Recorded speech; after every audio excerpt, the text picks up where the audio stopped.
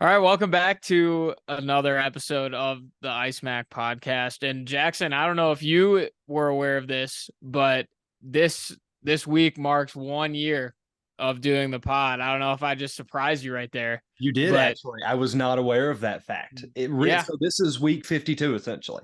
this is week 52. We started at the UFC October Abu Dhabi card last year.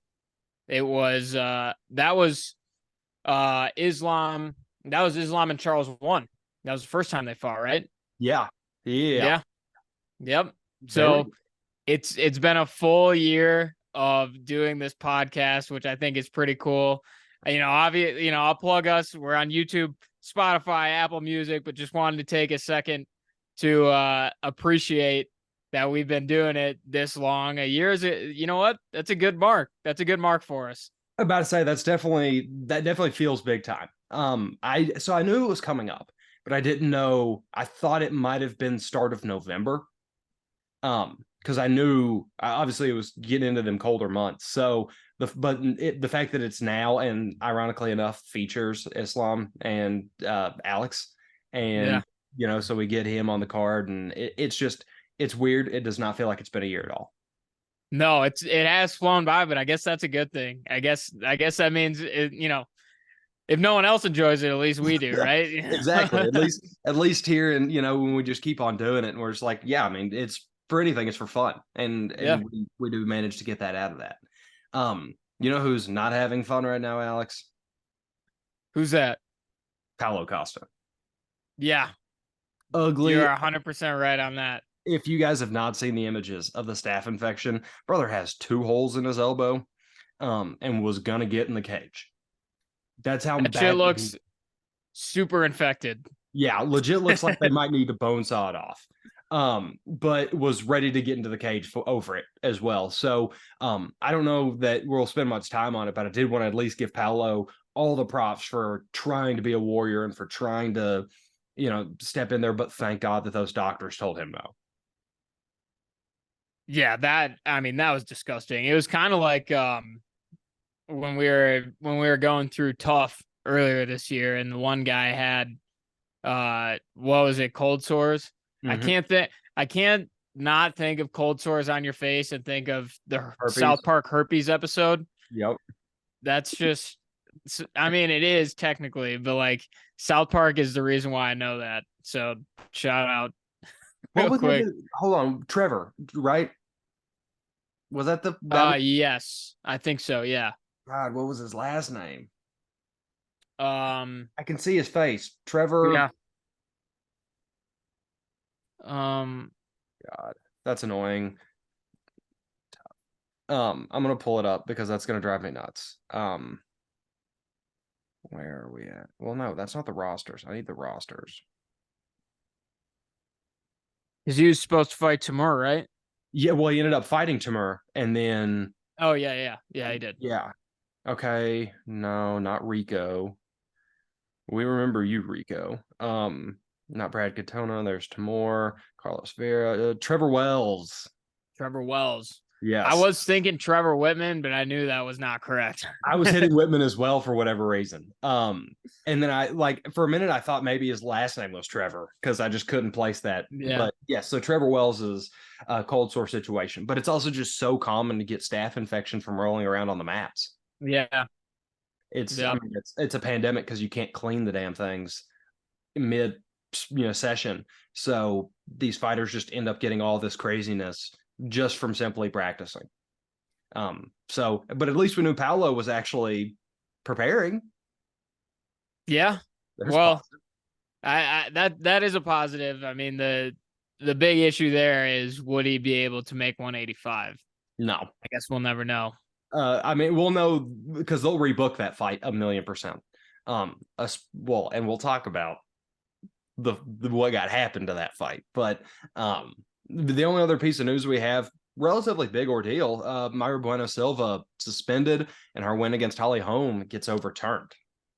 Yeah, really kind of timely considering all the stuff going around with UFC and USADA. And this one I think is, personally, I think this is one they got wrong, because from what I understand, What Bueno Silva got popped for was some sort of anxiety medication. So I pulled it up because I wasn't super familiar with why she was suspended. It is an ADHD medication. She just did not have ADHD. a Okay. she did not have a therapeutic use exemption for it, was the problem. So 4.5 months seems crazy. Yeah. Overturning the fight is bizarre because it's ADHD meds. And it looks like it's just Ritalin, which is like a really common drug. Mhm. Because it says it's Ritalinic acid. So I'm gonna go out on a limb and say it's just Ritalin. But should not have had her win overturned. It's not, I mean, like, it's helping her focus, but it's to a normal human level. She wasn't taking it and zoning in like some kind of, you know, great being. She was just doing it to get onto a normal human level. So for her to not be able to fight and to lose that win and drop it to a no contest, seems way out of line. Oh yeah. Well, so we're given, or I guess maybe it's not the best comparison. I was thinking about, I forgot whether it was Nate or Nick, but got popped for smoking weed, and that was overturned to a no contest. But it's like, It was both of them, one, wasn't it? Didn't both of them pop for was it weight? both of them? Well, so Nick got I'm suspended thinking for Nate for sure, so but Nick got suspended for all them years for it. okay. Nick got I have, the 2 year, 3 year ban for weed, wasn't it? that would make sense though, because Nick came before Nate, and like that's when it was much more frowned upon than it is now. But like, Yeah. So Nick Diaz suspended 5 years for failed drug tests. Um, yeah, for what appears to be marijuana. which is, obviously extremely stupid. What are we doing? And now it has been corrected, of course. But like, Dude, Sean O'Malley, didn't he lose a year of his career to weed? that one I don't know at all. I think he got. The guy's been stoned since he came out the womb. I know that. I think It he hasn't got. been a secret. I'm pretty sure he got banned right after his DWCS appearance.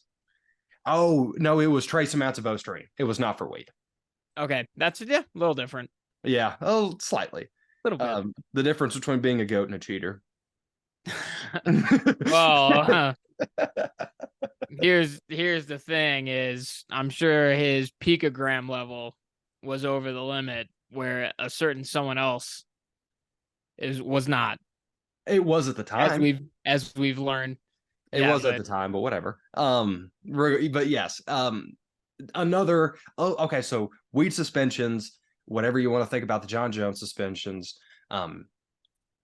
You can put Mayra Bueno Silva in that same camp because this is ridiculous. Just from the little bit that I understand about it, and I apologize that if I'm out of line because I'm not fully caught up to all of it, but just from what I just read, she should not. None of this should have happened.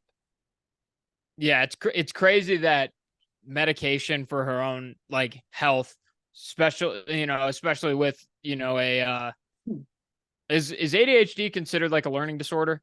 Yes. Like in the same vein as dyslexia? Okay, that's what I thought. I'm pretty sure. I don't know about same vein, but it's in that realm. Well, I know dyslexia is a learning disorder, so like that's what I kind of meant from that. But Well, and apparently on her Instagram, she wrote, "I'm happy that NSAC understood my battles of mental health." So could also be factoring into that. okay, but either way, like being penalized for that, being fined, suspended, and having a win overturned, that was, I mean, that would have put her in the short list of people to, fight for the title in the next few tries for sure at bantamweight, I imagine. Yeah. So that is ridiculous. With the upcoming change in who's handling the urine samples for the UFC, moving from USADA to, I can't even remember the initials for the other one. I'll learn it in due time. But I hope that they release a list of things that, like, difference between a year ban, a 6-month ban, and maybe just a fine. Like Mayra Bueno Silva not having an exemption use for that, I understand taking some money from her because it's like, okay, you didn't file your paperwork properly, here's a fine. But losing that win is insane. and keeping her out for 4.5 months is also insane, because Yeah. it's not any sort of performance enhancer where it's like, oh, like let's get it out of her system so we're not putting other fighters in danger. It's like, that's stupid. And that's taking more money out of her pocket too, because that's her main source of income is fighting, and now you're taking that away from her for an extended period of time. Yeah. The only way I can think that it might make any sense is if they're trying to compare it to, like, if I, as somebody who does not have any kind of learning disabilities or anything like that, took Adderall, like, and making it like a hyper focus ordeal, because then maybe it does give her an advantage. But if you can prove that she has ADHD and you can prove that she is using this for these other things, that should all get stripped away. Yeah. Um, And I'm but sure she does have proof. yeah, well, you just go to a doctor. Literally, whoever gave her those medicines, you can just be like, hey, like, you're still in high school. Like, can I get a doctor's note here, please? Like, can I show my employer that I actually do need this? Um, and hopefully that'll happen, and they'll retract the suspension and maybe even give her a win back. But knowing USADA and knowing that where they're at with the UFC right now, not going to happen, is it? No, no, no, no, No. no. They might try to smite Bueno Silva just as a see you later UFC. All right, let's jump into this card we had over the weekend. We ended up having 5 total fights. Ended up being a pretty good card. Yeah. Yeah. I liked it. I enjoyed it. Yeah, and we'll start with the main event here. Edson still got it, dude. It was not like, it wasn't a beatdown by any means. I definitely was shocked that Sadiq Yusuff didn't do a little bit more. But Edson definitely put it together and landed 3 for 4 on takedowns. Well, that was my, like, when we were picking that fight, I feel like I couldn't really explain why I thought Edson was going to win, but it was just kind of it was a gut feeling, because he's been in so many fights. I also saw that was his record breaking 9th fight of the night. So he's been able to go to deep water with a lot of dudes, and he was in big trouble after that first round, that 10-8 first round. He was in big trouble. I was, naturally I'm thinking, this guy doesn't have it anymore. What am I thinking? But the way he responded, rounds 2 through 5, winning all of them, man, he's still got it. That's all I got to say. He woke up. Like, he kind of looked asleep at the wheel to start that off. Sadiq Yusuff got a little complacent, and I think he would be the first to admit that. After that first round, I'm sure he was feeling great walking back to his corner, but that's why you can't turn the jets off whenever you're going up against a guy like Barboza. It's just not, that's not a path to victory, because that guy has seen what peak performance looks like, and he knows how to take down everything below peak performance. And Sadiq did not put out peak performance. Yeah, and to me, this doesn't really do anything for Edson. He's not going to get another crack at the title. He's just kind of there to give you those fun fights. That was a very fun fight. So mission accomplished there. Sadiq was obviously the guy that they were kind of hoping to elevate with this one. Now you have to go back to the drawing board. Maybe Billy Q is the next guy for him, because they, last 2 Barboza fights, both were losses. So there's a way for him to get back on track there. If they're going to put him in a main event spot, you have to think the UFC values what he brings to the table and is kind of hoping for him to continue progressing, because he is still younger. But listen, man, Edson, the timeless, ageless wonder. Let's go. He's featherweight wonder boy. That's what they're designing him to be, and I'm cool with it. Let it keep happening. Give him fun fights, and let's just keep racking up those fight of the nights.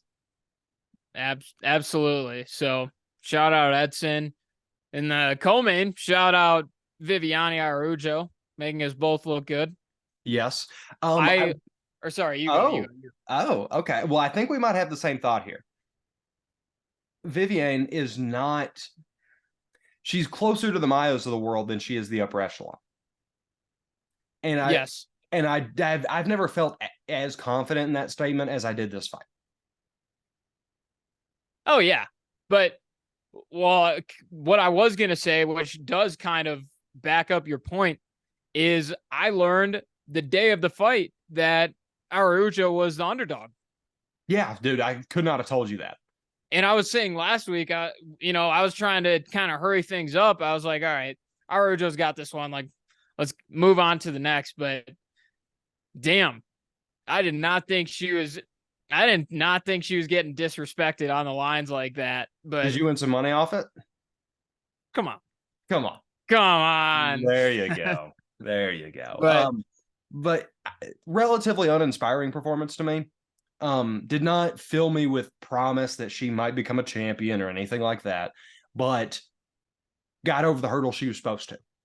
yeah, I mean, anyone who has watched the UFC for a while, for the last several years, I think, knows Jennifer Maia isn't going to move the needle. No. She's good. She's kind of like the top 10 gatekeeper, I'd say at this stage. But listen, this played out kind of how I saw it was going to be. I mean, both of them are BJJ women. That was utilized during the fight. I expected Viviani to have the upper hand. She did, and that's controlled and worked her way to victory. That's kind of how I think both of us ended up seeing this one playing out, and it did. Yeah, it really worked out into our favors. The next fight is where it starts to branch off because we had two fights that we differed on. I lost both of them. Come out there and say that. Starts with this one. Jonathan Martinez, Adrian Yanez. Martinez is, I guess his path to the title is just leg kicking his way through the division. Well, before we get into that, this one we were both on Yanez. Oh, we were. You picked Yusuf.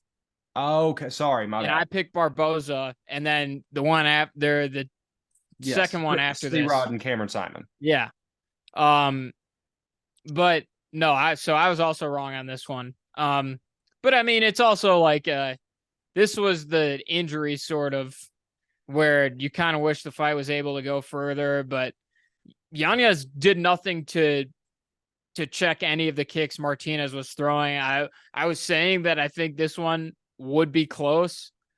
Because that's what it was. Yeah. I remember you because we were arguing about how close this fight was going to be. That's where I got off track. Yeah, I like Martinez a lot, and obviously, now I'm kicking myself for not picking him. I see what you did there. Yeah, so genius for me, right? Oh, absolutely. But listen, this is another case of two young guys who are both coming up, and this in a really talented, stacked bantamweight division. This win is that much more important for Jonathan Martinez because now he's gonna break into that tier of guys like, I don't know if Dominic Cruz will ever fight again, but yes, if Dom Cruz does, that would make sense. If you get maybe a Davison Figueiredo, though that's two very different animals. Well, Figueiredo, isn't gonna get. I mean, he would have already gotten a top 5 guy if they were going to set him up for one fight and a title shot, Now it feels like. I bet, sorry, I pulled up the rankings. I bet Jonathan's next fight is Rob Font. That's another guy I was thinking of. I was thinking Rob Font because Rob Font also beat Yanez. Mm-hmm. That would be a lot of fireworks. That would be super entertaining. Could even see Yedong Song. I thought he has something booked. I might have seen something about Song having something in the works. Oh, Petr Yan, I think. Oh my God. I swear I've seen something about Song having a fight booked, and I think it's Petr Yan. So last week it got canceled due to injury. Oh, okay. So, but I don't know who's hurt. Piotr, probably. His feelings are hurt, bro. I guess. The Chinese bulldozer. Okay, yeah. So I guess Song's the one that's out. Really? Wait, no, it is. No, yeah, it is. Sorry, this thing is written very poorly. Because at the end it says something about, but yes, it was Piotr who's out. Okay. So, but I mean, that leaves a path open. If you can't find anybody immediate, I'm sure. I mean, Martinez didn't eat that much. Like, I'm sure he No. can get back in there. Oh yeah, I think so. And that's another young guy, another up and comer. You can kind of weed out who is legit. You've already seen Song go up against the Corey Sandhagen and fail. So Yes. maybe Martinez is the guy who can, keep working his way up, keep working his way into title contention possibly, because now he's approaching that, 2-3 fights away. Yes. 2-3 wins away from maybe getting a crack. Well, and that just tells you how quality that win was, is that we haven't really spent that much time talking about the fight, just about what we think is in store for Jonathan Martinez. Implications, yeah. And whenever you have that kind of thing from, right after a fight, that's always a good sign. People are taking notice of how good you are. So Martinez buckle in, because I'm sure it's probably going to get a lot more wild than just us two talking about, oh, we want to see him fight Rob Font. I'm sure plenty of other people that may or may not have more importance in this whole game than us two have taken notice of that. Oh yeah. And, on the other side, wishing Yanez a speedy recovery on that. I think I was hearing MCL tear is Probably what I was seeing on social media, but I figured something tore the way he, kind of the way he stepped back and fell. Yeah. Yeah. So this is saying something about destroyed his knee. I mean, MCL is a part of that. That would make sense. Yeah. So I didn't see anything about like ACL or like meniscus or anything like that though. I only saw MCL, but it could be like a clean tear. Yeah, right. I think the most confirmed it's gotten so far is that they're fearing an MCL tear. Okay.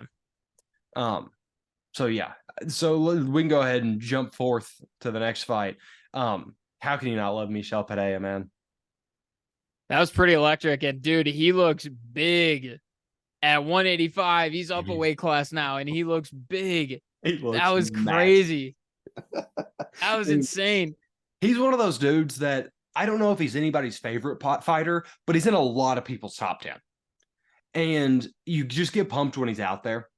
And to see him go out there, get that first round finish, just you gotta love it. Hey, that's the reason you book him on cards. He's electricity. And it feels like he's not going to slow down at all just because he's up to 185 now. Like, if anything, it might help him because he's not, putting his body through all that, trying to make 170. And now he will feel healthier going into fights. He'll feel stronger, more hydrated, and all of that. One thing, I don't know how long it took him to cut. I don't know how many days it would take him to chop down. But that's just extra days you can spend on game plan, that you can spend practicing, that you can, like you're saying, feel healthy. And it looked like, it's very rare that whenever you see a guy move up in weight, you're like, oh, I think he's as good or better than he was, because weight bullies do have success. But he is one of those guys that I feel like this weight change was way overdue, because he could have legit been up there in middleweight. Yeah, he still looks like a monster. Made that it was a short notice fight. He made it look like a short notice fight.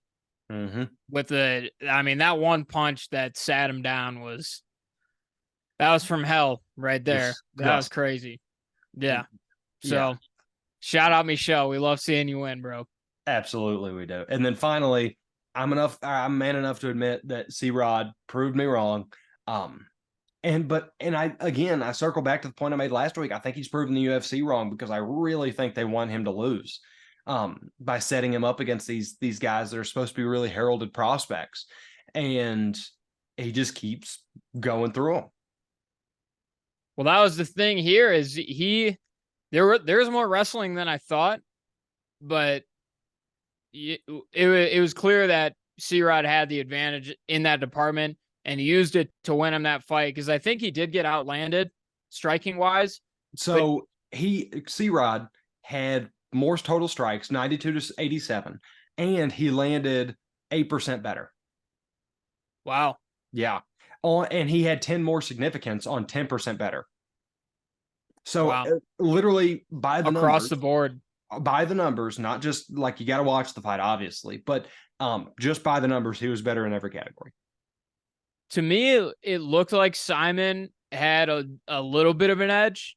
It seemed like he was doing a little more damage with his strikes, but C-Rod completely neutralized that. And Simon would also try and take him down, get him in some sketchy positions, and he would get himself out very quickly. Like he was impressive with how he kind of managed the damage control, so to speak. And then turned that around and went on the offensive because of it. I think he had a couple reversals there too. That was a pretty damn impressive performance from him. He's super fluid for a 25-year-old. Yeah. He looks like a technician. You know, he's not at the level that he will eventually be, but he is already very clearly on the right path to becoming very, very good in this sport. Yeah, and like I've said, this was a close enough fight where this doesn't I don't think this hurts Simon in the long run. Like we said, he is 21, 22, still got a long ways to go. And putting up as good of a fight as he did against a guy who is just more physically developed than him. That was, listen, there's nothing for him to hang his head about, I think. No, that's he has one total loss. You know what I mean? Like, he's gonna be okay. He just, so long as he keeps that in his mind and continues to push forward, I think sky's the limit still with him. C-Rod just came out and proved that he wasn't the only guy in the octagon that has a really high potential. And that was something I was underestimating. Yeah, absolutely. Well, that I think does it for last weekend, isn't that right? We just had those 4 fights. 5, but yeah. Oh, 5 fights rather. Yeah. 6 fight main card. So we had those 5 fights. Now it's time for the big UFC 294 pay-per-view. This is our first pay-per-view since in 6 weeks, I think, if I did the math right. Yeah, something like that. It's been a pretty long it's been a long wait, but I think it'll be well worth it. All right, so let's go ahead and jump into 294 now. We start with a guy who's making his UFC debut, but his name already kind of precedes him. Shara Magomedov, he was accused of assaulting a couple because they were doing PDA in his general vicinity, but ultimately, I guess all that matters to the UFC is his product inside of the cage, which has been phenomenal to this point. Yeah, I mean, the UFC doesn't have a problem with personal issues. That's a that's a long-standing kind of something that they've just pushed to the side. But if he does, if he does to his wife what he did to that couple, maybe he'll become UFC president one day. Facts. Just mine. That hits that. Wow. I mean, you're not wrong. You're not wrong. We've our issues with the man in charge has been well documented, I think. But yeah. But that's so besides the point right now. I didn't mean to throw you. No, that's besides the point right now. We got Shara Magomedov, 11-0. He is coming over from Thailand. Not your typical Russian fighter. He's from Moscow, not Dagestan. So if you were expecting a wrestler, think again. 10 of his 11 wins are by KO. This guy has just mowed through everyone he's faced. And to be honest, I think we should expect the same on Saturday, because Bruno Silva is a good fighter. He is. But they wouldn't be putting him up against a newcomer unless this newcomer was legit. Yes. And they very clearly wanted to organize and just make sure that this was a striking bout. So they gave him Bruno Silva, who's not at any risk of taking it to the ground, and let him duke it out with this new golden boy as it's supposed to be, which again, ironically, will not be a golden boy to the media, but who is supposed to become like this upper echelon type of fighter, and he's going to get a big skull in his first one. I'm right there with you. I think this is a pretty quick fight, and that is not to underestimate Bruno. That is just kind of where our head's at with Shara. Yeah, Bruno's got heavy hands, but we've kind of seen the limit that he can reach. We don't know what the ceiling is with Shara Magomedov. So it'll be exciting. I'm a little surprised they put it as the early prelims opener. I think the early prelims are actually top to bottom better than the late prelims. And this is a big reason why, especially. So I agree. I was looking over that because I noticed we only had one from each, but I was like, if we are going to pull another one, it would be from the earlies. But they do that sometimes, man. Like we used to get Billy Q and I'm trying to think of who else it was that was on like a 3 or 4 fight run down there on the EPs for no reason. Was that the Alexander Hernandez fight? Yes. And also, I think Matt Schnell got put on there 2 or 3 times. Yes. Matt Schnell, I do remember. That was ridiculous. Billy Q was on there for like a 3-fight run, and it blew me away every single time. But I mean, we talk about him every time because Billy Q is a fun fighter. But regardless, they like to do that every now and again, I guess, to just really drive up that traffic and pray to God somebody turns it on and accidentally catches this fight. But I don't think you'll have much time to witness this fight because I do think Shara probably goes out there and puts him away fairly quick. Yeah, I'm with you. KO for the UFC debut. It's a big fight. Now we will move all the way until the featured prelim with Muhammad Mokaev and Tim Elliott. I don't quote me on this, but I think this may have been one of my previous matchmakers, like way back. Yeah, like I don't know for sure. Mokaev was kind of like an unknown. Yeah, I don't want to give myself the credit without knowing for sure that I asked for this, but it feels like somewhere, or maybe you did. I don't remember. We've always been big Mokaev guys, so I feel like somewhere or another we were asking for Mokaev to fight Tim Elliott, partly because of Tim Elliott's prowess on the ground. Yeah, well, I mean, Mokaev went in our matchmaker, or not our matchmaker, but our Rising Stars draft, and went in the top half for a very good reason. I like Tim Elliott a lot. I think he will offer the most trouble, if I even want to say that, for Mokaev on the ground, but I don't think this is a close fight. Mokaev's already been in trouble on the ground when he fought Filio. Oh, he had that leg lock. He was in some shit, man. He was in trouble. Yeah, that messed up his knee. But I think that's just part of the learning process. Is Mokaev's 22. He's still a young guy.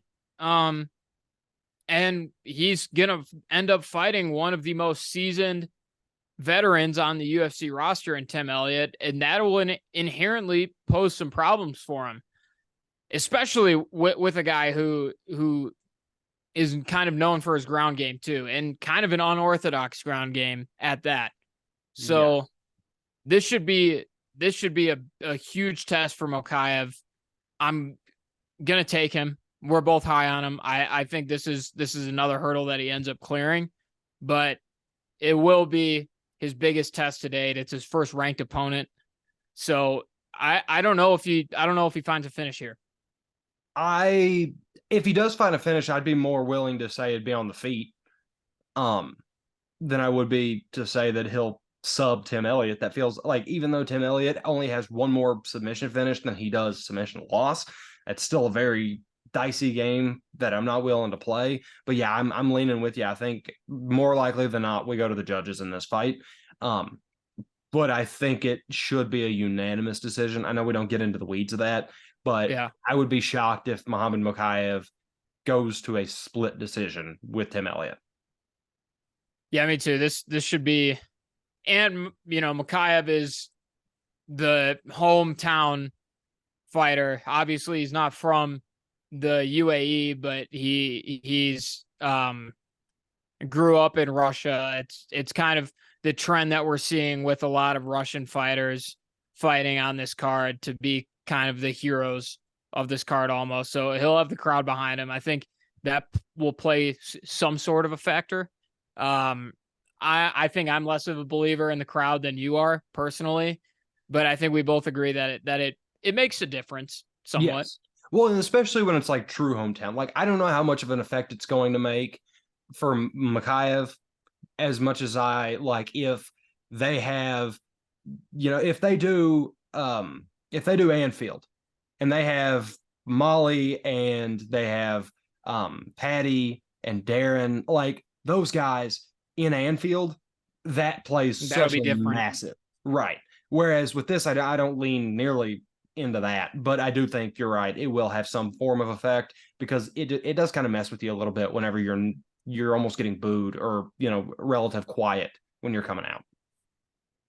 Yeah, so those are the only two prelims that we've got going here. We have our main card opener is Said Nurmagomedov and Muin Gafurov. I hope I did that some justice.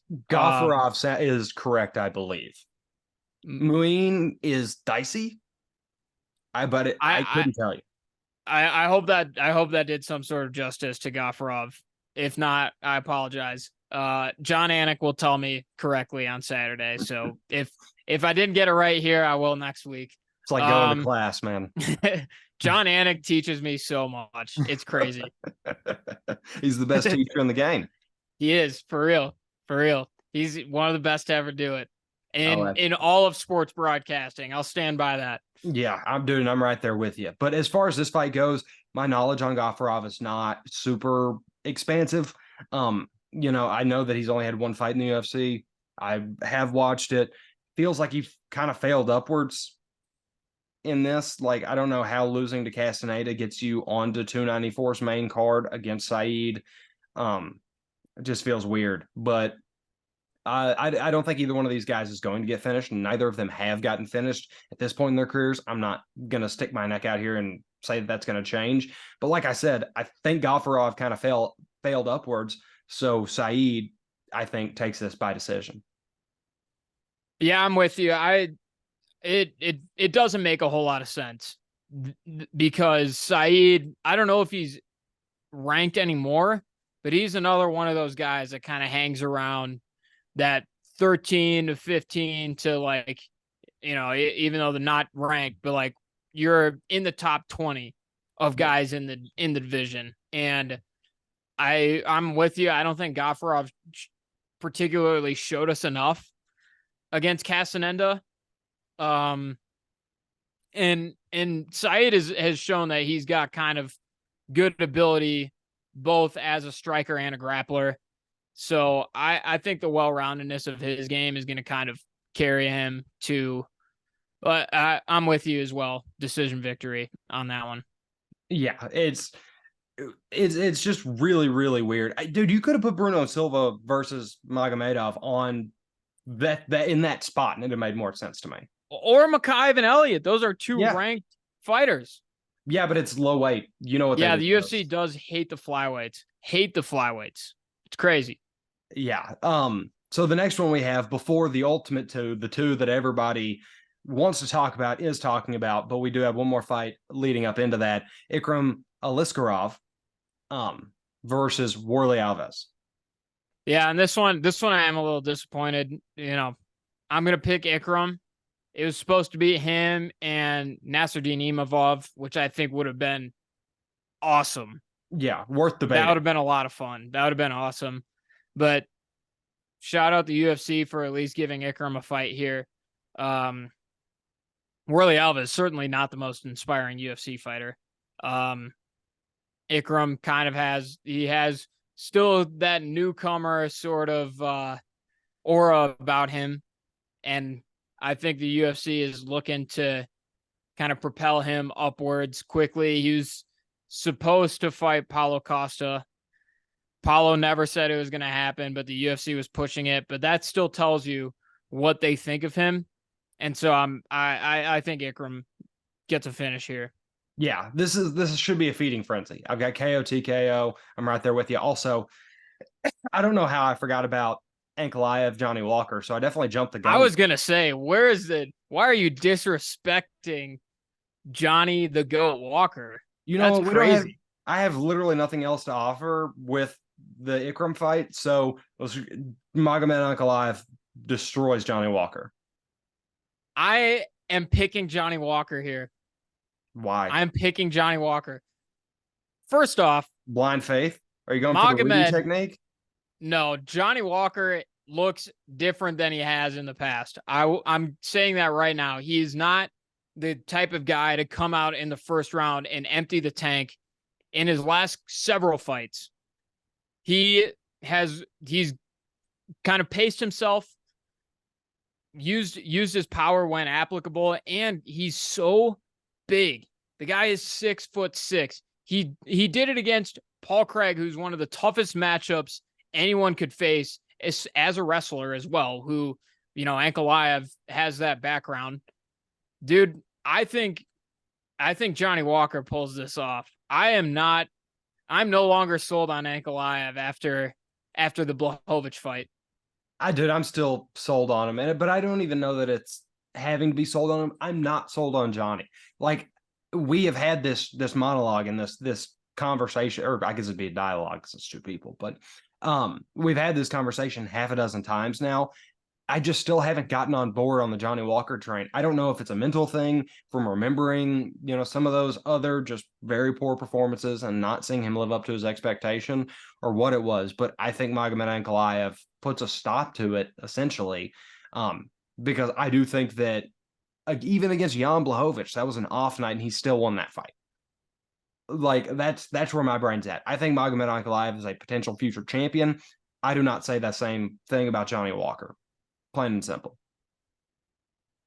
It might be wishful thinking on my part, which, hand up, it probably is, but there is basis for why I feel this way about Johnny Walker, because his last two fights in particular, I think, are night and day difference to the guy who got knocked out by Jamal Hill, a year and a half ago.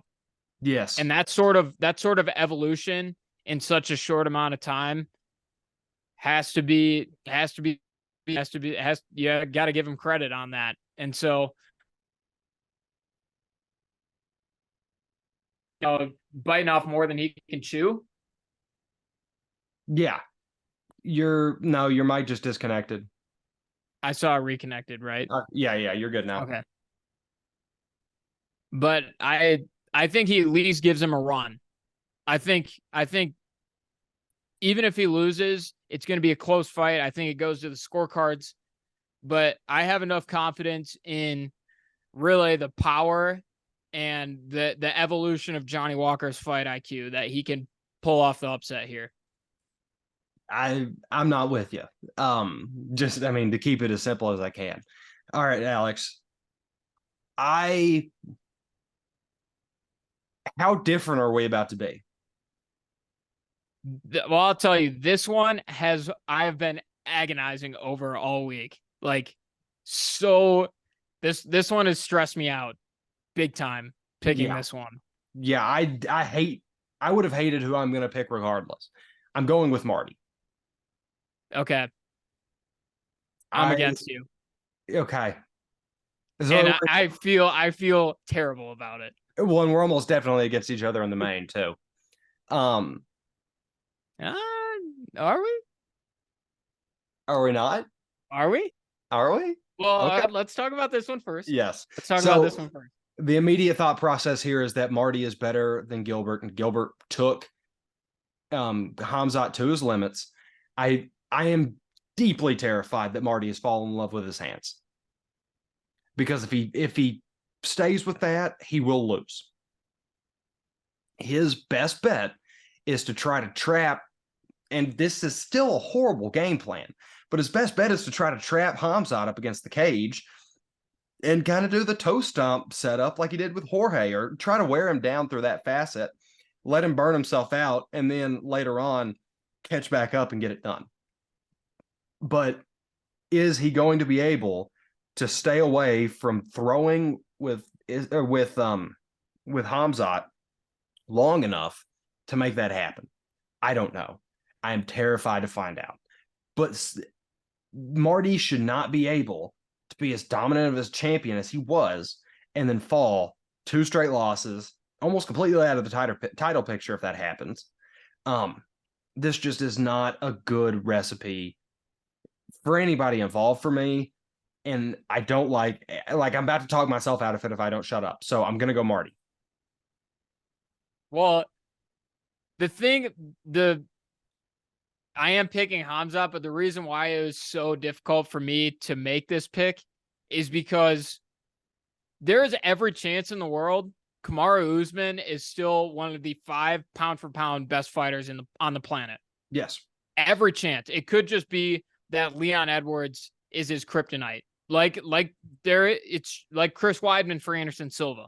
Like, it's just, there's this one guy who you can't seem to figure out, but everyone else, it's reps. So that makes me extremely nervous because I think Kamaru could still just show up and mop the floor with Hamzat because his cardio is off the charts. And Hamzat, we've seen, has burned out quickly. And now I think being at 185 is going to help that because he was already killing himself to make 170. So it might be less of a factor. But either way, Kamaru Usman is going to wear you out because that's what's made him so great in the past. But at the same time, Hamzat is big. Hamzat's big. Hamzat is a natural middleweight who somehow, same like Michel Pereira, who somehow made 170. Hamzat, yeah, by some grace of God, managed to squeeze himself down. The big question here is how intact is Kamaru's chin? Because even before Leon, there have been some moments where he's kind of gotten clipped and been in a little bit of trouble. And now when you have a bigger guy who hits hard, who finishes people left and right, that's problematic. I think the way Hamzat wins this fight is by finish, actually. I think if it goes to the scorecards, it's gonna be Hamzat, or it's gonna be Kamaru, rather. Right. Yeah, I'm with you. So this is my dumb logic. Adesanya and Kamaru were both the elite of the elite, the best in the business. Both of them are kind of falling right now. I think Izzy, his game plan and like how to beat him was kind of exposed with Sean. You just have to get off. You have to get off his rhythm and into your own and find your little windows. I don't have that with Marty. And I struggle to believe that 2 greats are going to be falling at the exact same time. And so I think Marty is just more of a put together product and more of a perfectly complete product. And he's just such an impossible guy unless you have a miracle hidden in your leg that you can, kick. You can just kick his jaw off in the 5th round. Like, he's so good. And I can't get over that fact. While I think Hamzat is very, very good, I don't think he's Marty. And that's where I just keep running into that wall. I think talent-wise, I agree with you talent-wise, but you factor in the fact that this is on short notice and Hamzat Kamaru doesn't have a full camp to prepare for this. I think Hamzat is probably harder to prepare for than Kamaru is, but Kamaru is just so good at what he does that you either can deal with it or you can't. You know what I'm saying? Does that make sense? Marty almost doesn't have to game plan for an opponent because he can just do whatever he does every fight, and it's going to work against 99.9% of the population. Is Hamzat 0.1% of the population? I think he is. I think he is. And because that right there's where the divide is. He is as prolific. I don't want to say as prolific as a grappler. He is one of, if not the most prolific grappler that Kamaru has faced. I would put him above Colby Covington, actually. I'd put I him think I I'd put think him he's a behind better Cole. grappler than Colby. Colby, it's different though, because Colby isn't an aggressive grappler. Hamzat is. Colby's a guy that will wear you down with his cardio in his grappling, and that's what makes him so good. But in terms of exploiting your weak spots and attacking them, that's Hamzat's game, and that's why he's so dangerous. Yeah, I would put Colby above it because while he might not be as explosive and he might not be as forward in what he's doing and getting to that finish quick, he's also not going to wear himself out. If Kamaru can survive 5 minutes of Hamzat chasing him around the cage, dragging him down, doing whatever, if he can just get out of that first round, he's going to be out of gas. He is. Yeah. There's not going to be anything left of Hamzat if you can survive 5 minutes of the sprawl and trying to avoid him. Colby has in game. He has longevity. He has that ability to go and just continue to swim in those deep waters. So that's where my device goes. But that's why I'm so I am so insecure about this pick, because I am a Kamaru Usman fan. Yes. I love watching him fight. I know people give him crap because they think he's boring and because he's kind of a wrestle heavy guy, but at the end of the day, he is so damn good. I just think going up in weight against someone as unique as Hamzat I think there's just a lot of extenuating factors and circumstances that are working against him. If this was a full camp for him, I would probably pick him. But I just think Hamzat is the kind of guy who thrives in chaos, and this, to me, should be chaos. Yeah. All right. For the final one, for the one that I feel like we should have got a better setup for, it realistically could have been on 300. And would not have had any qualms about it. I hate, because it's going to make me look like such an asshole whenever he loses. I think it's fairly easy for me. Oh, you're taking Islam, aren't you? I am. This one, and I know I gave all this rationale for why Kamaru is going to lose, and I'm picking Volk here, but trust me, there are reasons. So, yes, is the short notice, is the going up against a bigger guy factor? Absolutely. But what Volk has that Kamaru doesn't have is 25 minutes in the cage with Islam Makhachev. He knows exactly how he is. He knows exactly what he does, and he knows how in the last fight that I think Islam won. There's a lot of people out there who think Volk won. He made it close one way or another. I think it was a split decision. He knows how to beat him. Yes. He knows how to do it. It is going to come down to whether Islam can stave off what Volk is going to throw at him on Saturday. Man, I think it's the other way around. I think that, so I don't know, because Alex is the one that said it. I don't know exactly how true it is that he came from the couch to the card. You know what I mean? Like, he did a little bit of workout, did his cut, and is now here. If that's the case, it took 1,000% of Alex to have that fight be where it was. Islam has been fully prepared. He also has those 25 minutes in the cage with Alexander Volkanovski. He has been better prepared for this fight because he knew he had a fight coming up. Alex obviously did not. I think that anything less than 100% of Alex does not get the job done against Islam, and I do not have confidence that 100% of Alex is stepping into the cage.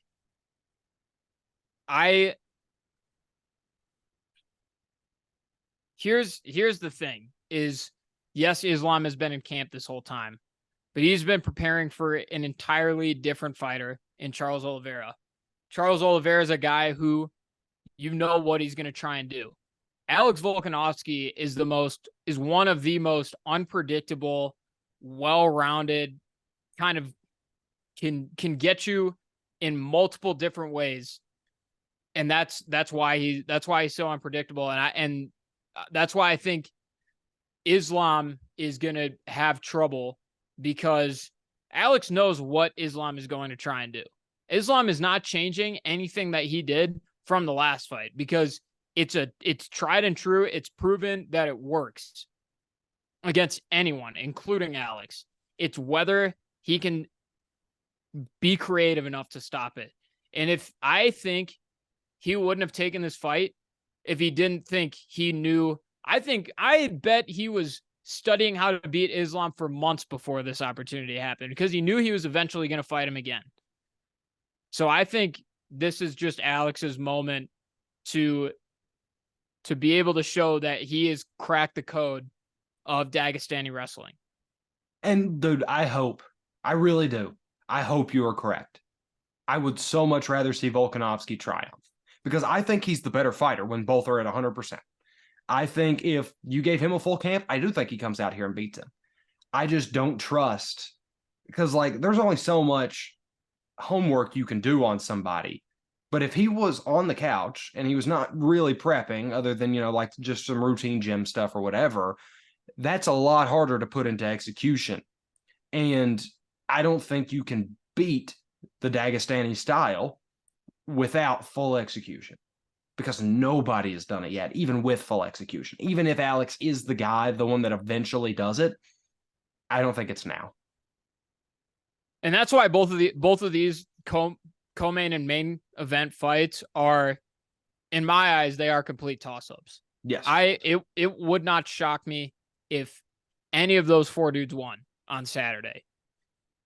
Just because they're all so great, but also because there is this factor of unpredictability of these short notice, last minute kind of thrown together fights. So I have my reasoning for Alex. I have my reasoning for Khamzat. But at the end of the day, neither of those picks are with confidence for me. No, full-blown toss-ups, which is interesting because a lot of this card felt very confident. Yeah. But then you get to those final two, and it is a bloodbath. And I cannot wait to watch it. That's what I was gonna say. I think this is why I'm so excited for this fight card, is because I have no expectations in the best way possible. Like I am not I'm expecting anything, and that I think is going to be a really awesome way to kind of watch this play out. Yeah, I'm super pumped up about it, and of course we'll be back here next week to talk about what happens, to break down the emotions of it all, to break down what happens next after it. If you're new here, you can catch us on YouTube, you can catch us on Spotify, you can catch us on Apple Podcasts. Make sure to like it, subscribe it, follow it, I think is what it is on Spotify. Just leave a review. I mean, literally anything you can do helps us out a tremendous amount. So we would appreciate it very dearly. But Alex, you got anything else, buddy? I'm good. Let's get ready to rock and roll, baby. Sounds good. We'll see y'all next week.